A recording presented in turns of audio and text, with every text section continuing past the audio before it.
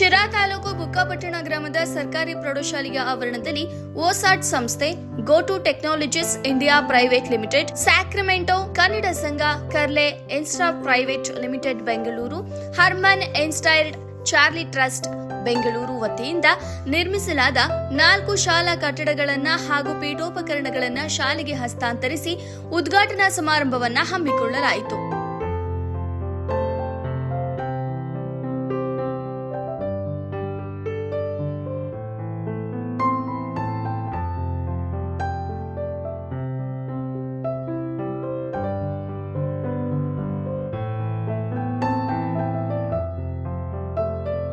ನಂತರ ಮಾತನಾಡಿದ ನಿರಂಜನ್ ಅವರು, ತಂದೆ ತಾಯಿ, ಓದಿದ ಶಾಲೆ, ವಿದ್ಯೆ ಕಲಿಸಿದ ಗುರು ಇವರೆಲ್ಲರ ಋಣ ತೀರಿಸಲು ಸಾಧ್ಯವೇ ಇಲ್ಲ.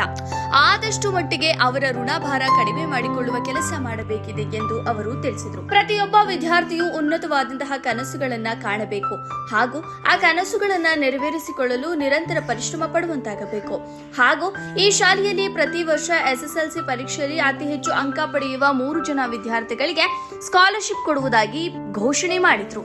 ವರದಿ ಫೈರೋಸ್ ಪಾಷಾ, ಬುಕ್ಕಾಪಟ್ಟಣ. 2 ವರ್ಷದ ಹಿಂದೆ ಈ ಸ್ಕೂಲ್ಗೆ ನಮ್ಮ ಹಸ್ಬೆಂಡ್ ಜೊತೆ ವಿಸಿಟ್ ಮಾಡಿದಾಗ ಮಕ್ಕಳೆಲ್ಲ ಕ್ಲಾಸ್ ರೂಮ್ ಇಲ್ದಾನೆ ಮರದ ಕೆಳಗಡೆ ಕುತ್ಕೊಂಡು ಪಾಠ ಮಾಡ್ತಾ ಇದ್ರು. ನಾನು ಹಾಸನಲ್ಲಿ ಸಿಟಿಲಿ ಕಾನ್ವೆಂಟಲ್ಲಿ ಓದಿದ್ದು, ಆ ಥರ ಯಾವತ್ತೂ ನೋಡೇ ಇರಲಿಲ್ಲ. ಆ ಥರ ಮೋಸ್ಟ್ಲಿ ಮೂವಿಲಿ, ಟಿವಿಲಿ ಆ ಥರ ನೋಡಿದ್ದೆ. ಸೊ ಇಲ್ಲಿ ಬಂದು ಮಕ್ಕಳು ಕ್ಲಾಸ್ ರೂಮ್ ಇಲ್ದಾನೆ ತುಂಬ ಬಿಸಿಲಿತ್ತು. ಅವಾಗ ಮರದ ಕೆಳಗೆ ಕೂತಿದ್ರು. ಅದು ಸ್ಯಾಟರ್ಡೆ ಅನ್ಸುತ್ತೆ. ಎಲ್ಲರೂ ವೈಟ್ ಯೂನಿಫಾರ್ಮ್ ಅಲ್ಲಿದ್ರು. ನಾವು ಬಂದ ತಕ್ಷಣ ಎಲ್ಲರೂ ನಿಂತ್ಕೊಂಡು ನಮಸ್ಕಾರ ಮಾಡಿದ್ರು. ಅವಾಗ ಫುಲ್ ಎಲ್ಲ ಧೂಳೆತ್ತು. ಸೊ ಅದೆಲ್ಲ ನೋಡಿ ಬೇಜಾರಾಯ್ತು. ಪಾಪ ಮಕ್ಕಳು ಈ ಕಂಡೀಷನ್ ಅಲ್ಲಿ ಈ ತರ ಓದ್ತಾ ಇದ್ದಾರೆ ಅಂತ. ಆಮೇಲೆ ನಿರಂಜನ್ ನನ್ನ ಹಸ್ಬೆಂಡ್ ಅದೇ ಹೇಳ್ತಾ ಇದ್ರು, ಅವ್ರು ಓದಿ 45-50 ವರ್ಷ ಆಗಿದ್ರು ಕೂಡ ಇನ್ನ ಏನು ಆ ಥರ ತುಂಬ ಚೇಂಜಸ್ ಆಗಿರಲಿಲ್ಲ. ಹೆಚ್ಚು ಕಮ್ಮಿ ಅದೇ ಕಂಡೀಷನಲ್ಲಿ ಅವರು ಓದಿದ್ರು. ಈಗಿನ ಮಕ್ಕಳು ಕೂಡ ಹಾಗೆ ಓದ್ತಾ ಇದ್ದಾರೆ ಅಂದಾಗ ಇಬ್ರಿಗೂ ಭಾಳ ಬೇಜಾರಾಯಿತು. ಸೊ ಏನಾದರೂ ಹೆಲ್ಪ್ ಮಾಡಬೇಕು ಅಂತ ಕಿಶನ್ ಅವ್ರು ಕೂಡ ಫೋನ್ ಮಾಡಿ ಹೇಳ್ತಾ ಇದ್ರು. ಅವಾಗ ಅದೇ ನಾವು ನಮ್ಮ ಅತ್ತೆ ಮಾವನ ಹೆಸರಲ್ಲಿ ಒಂದು ಕ್ಲಾಸ್ ರೂಮ್ ಕಟ್ಟಿಸ್ಕೊಡೋಣ ಅಂತ ಡಿಸೈಡ್ ಮಾಡಿದ್ವಿ. What I want to become once I grow up ಅಂದರೆ ದೊಡ್ಡನಾದ್ಮೇಲೆ ನಾನು ಏನು ಆಗಬೇಕು ಅಂತ ಕನಸಿದೆ ಅಂತ ಒಂದು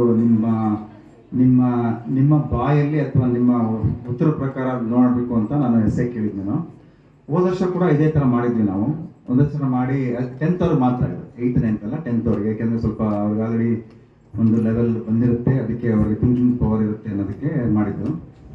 ಈ ವರ್ಷ ಕೂಡ ಆ್ಯಕ್ಚುಲಿ ಹೆಡ್ ಮಾಸ್ಟರ್ ಎಲ್ಲ ಮಾಡಿಸಿ ಮತ್ತು ಮೇಸ್ಟ್ರುಗಳೆಲ್ಲ ಮಾಡಿಸಿ ನನಗೆ ಕಳಿಸಿದ್ರು. ಇದರಲ್ಲಿ 2 ವಿಭಾಗ ಇದೆ, ಒಂದು ಇಂಗ್ಲೀಷು ಮತ್ತು ಕನ್ನಡ. ಆಯಿತಾ? ಇದು 3 ಪ್ರೈಸಸ್ ಇದೆ. ಅದು 3 ಪ್ರೈಸಸ್ ಅಂದರೆ first, second, third. First prize ಬಂದು 2000 ರೂಪಾಯಿ, ಸೆಕೆಂಡ್ ಪ್ರೈಸ್ ಬಂದು 1,500, ಥರ್ಡ್ ಪ್ರೈಸಸ್ 1000 ರೂಪೀಸ್ ಅಂತ. ಅದೇ ಇರ್ತದೆ.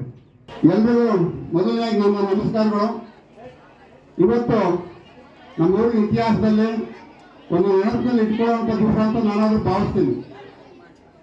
ನಮ್ಮೂರಲ್ಲಿ ಹುಟ್ಟಿ ಬೆಳೆದು ನಮ್ಮ ಕಣ್ಣಲ್ಲಿ ಬೆಳೆದಂಥ ವಿವೇಕಾನಂದ ಅಶೋಕ್ ಇರ್ಬೋದು, ಮಹೇಶ್ ಇರ್ಬೋದು.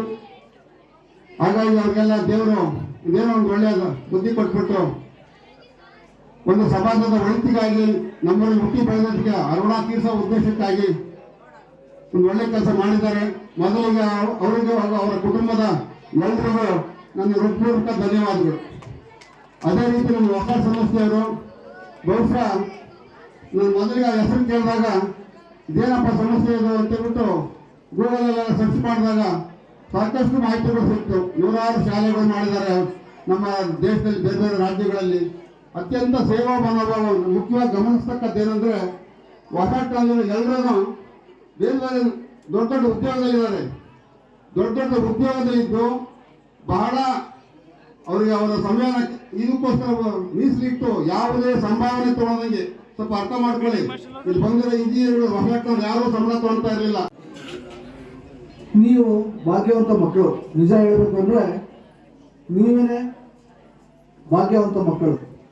ಕಾರಣ ಅಷ್ಟೇ, ಸುಮಾರು 40-50 ವರ್ಷದಿಂದ ಸತತ ಪ್ರಯತ್ನವಾಗಿ ಈ ಒಂದು ಶಾಲೆಯ ಕೊಠಡಿಗಳ ಅವಶ್ಯಕತೆ ತುಂಬ ಇತ್ತು. ಇವತ್ತಿಗೆ ಸಾಮಾನ್ಯವಾಗಿ ಅದು ನೀಗಿದೆ. ಮತ್ತೆ ನಾವು ಒಂದು ಯೋಚನೆಯನ್ನ ಈ ಒಂದು ಸಂದರ್ಭದಲ್ಲಿ ಮಾಡಬೇಕಾಗಿರ್ತಕ್ಕಂಥದ್ದು ಇಷ್ಟೇ. ಇಷ್ಟು ಜನಸಂಖ್ಯೆ ಇರ್ತಕ್ಕಂಥ ಒಂದು ದೊಡ್ಡ ಶಾಲೆ ಇದು ಮುಖಾಪಟ್ಟ ಹೋಗ್ಲಿ. ನಿಮ್ಮ ತಂದೆ ತಾಯಿಗಳು ಇವತ್ತು ಬರ್ಬೇಕಾಗಿತ್ತು, ಮಂಜಣ್ಣ ಹೇಳ್ದಂಗೆ. ಯಾಕಪ್ಪ ಅಂತಂದ್ರೆ ಒಬ್ಬ ಹುಡುಗನಿಗೆ ಪ್ರೈವೇಟ್ ಶಾಲೆಯಲ್ಲಿ ಓದಬೇಕು ಅಂದ್ರೆ 1.5-2 ಲಕ್ಷ ಬೇಕು. ಒಬ್ಬ ಹುಡುಗನಿಗೆ ಪ್ರೈವೇಟ್ ಶಾಲೆಯಲ್ಲಿ ಓದಬೇಕಾದ್ರೆ 1 ವರ್ಷಕ್ಕೆ 1.5-2 ಲಕ್ಷ ರೂಪಾಯಿ ದುಡ್ಡು ಕೊಡ್ಬೇಕಾಗಿತ್ತು. ಆದ್ರೆ ಇವತ್ತು ಇರ್ತಕ್ಕಂಥ 350-400 ಜನ ಮಕ್ಕಳು ಸರ್ಕಾರದಿಂದ ಒಂದು ಉನ್ನತವಾದಂಥ ಒಂದು ಶಾಲೆಯಲ್ಲಿ ಇವತ್ತು ಓದ್ತಾ ಇದ್ದಾರೆ.